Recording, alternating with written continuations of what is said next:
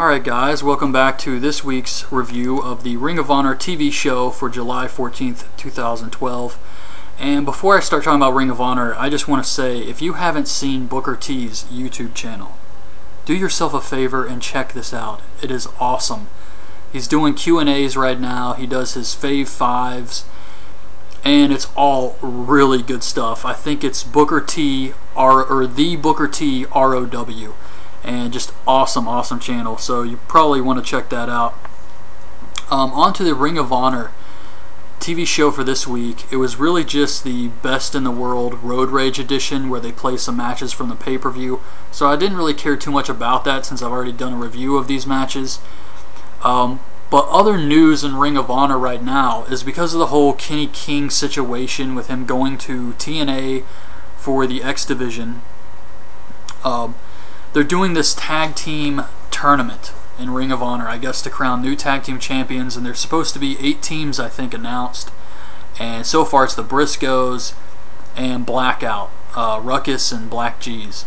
So those are the 2 teams announced so far. I was just thinking probably going to be Guardians of Truth, Caprice Coleman, Cedric Alexander, the Bravados, Young Bucks. Who else they got in there? Probably forgetting somebody obvious, but Young Bucks, I don't know. But they're supposed to be doing this big tag team title tournament, and I am looking forward to this. But for this week's TV show, it just played the Fit Finlay versus Michael Elgin match. I didn't really care for that. I'm not sure why they chose that one to be on TV, but they did. And I understand why they're doing it. They want to get more people to watch the television show, and I think that's a good idea. I mean, they shouldn't give away every main event on TV for free, but a few matches here and there I think is okay. And hopefully ROH gets picked up in more television markets and they can continue to grow and have more success. I know they have a lot of problems with guys leaving and fans kind of getting pissed off at them, and I understand why. I mean, I was pissed off about the streaming stuff, but after Best in the World, the streaming issues seem to be resolved. And I know a lot of people look at Ring of Honor and they think it's just Bush League, but I mean, well, no shit. They don't have millions of dollars to work with. What do you want? I don't understand that. Of course it's Bush League. So was ECW, which is why all their wrestlers got signed to WWE. I mean, they just have a lot of other problems they're going to have to worry about in the future. I mean, they still have a lot of talent. I still think it's some of the best wrestling in the world. The booking can be a little bit goofy here lately, but for the most part, I have enjoyed Ring of Honor, and I'm going to continue to watch it. I'm glad it exists, and it's another place for guys to go. Same reason I like Chikara, Dragon Gate, CZW even. So I'm glad it's around, and wrestling fans should want Ring of Honor to get in more television markets so that they can become successful. Same thing with all the other companies. I mean, that's how you grow competition. No one's ever going to be competition for Vince. It just can't happen. He's got a stranglehold on the market, and that's never going to change. It's just too much history for a new company to come in and try and compete with that. TNA, they can't. I mean, it would just, I don't think it's possible.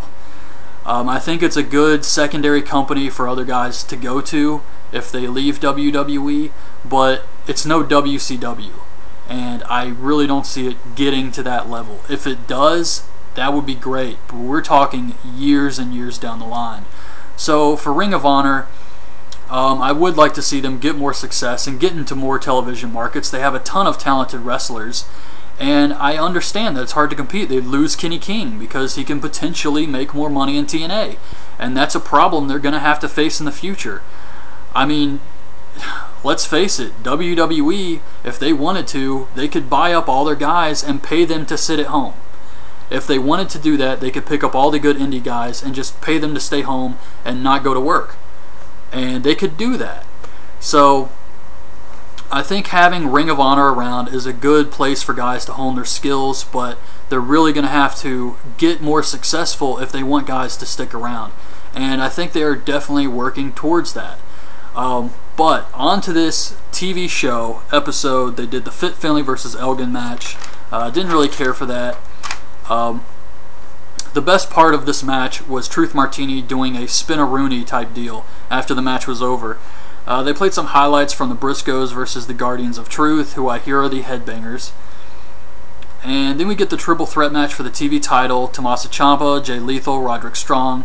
This was alright. I thought the finish was a little goofy, but the match itself was pretty good. And then we get the highlights from Steen versus Richards. They didn't really show any clips. They would show guys like about to go through a table, and then you would just hear the aftermath, like Kevin Kelly and Nigel McGuinness just, what would they say? They would just be like, oh, or oh my god. It was kind of funny just to watch that. But afterwards they did show Kevin Steen's awesome promo on the fans, and he was very good at Best in the World. He cut a great promo at the end of the show, just calling the fans hypocrites, saying they pay money to see Ring of Honor and then chant for guys like Punk and Daniel Bryan. And the fans start chanting yes. And then Steen says, do you think these guys even remember being in Ring of Honor? No, no, no. And I was just thinking, man, that was a great promo, and I'm glad they put that on television. So that's it, really. That's this week's episode. I know there's really not a lot to talk about because I already reviewed the matches. So yeah, that's it, really. Hopefully everything's back for next week and we get some new stuff. They're going to have to start building towards the next pay-per-view, so that's going to be good. And another thing about that tag team title tournament, there is a new promo video with the Briscoes on the Ring of Honor YouTube channel, and it's great. I mean, it's fantastic. All their promos are good, but this one is right up there with the Dead Chickens promo for me, so I really like that. But that's my review of this week's Ring of Honor TV episode. I hope you guys liked the video. Leave your thoughts on this week's show in the comments below, and thanks for watching. Bye.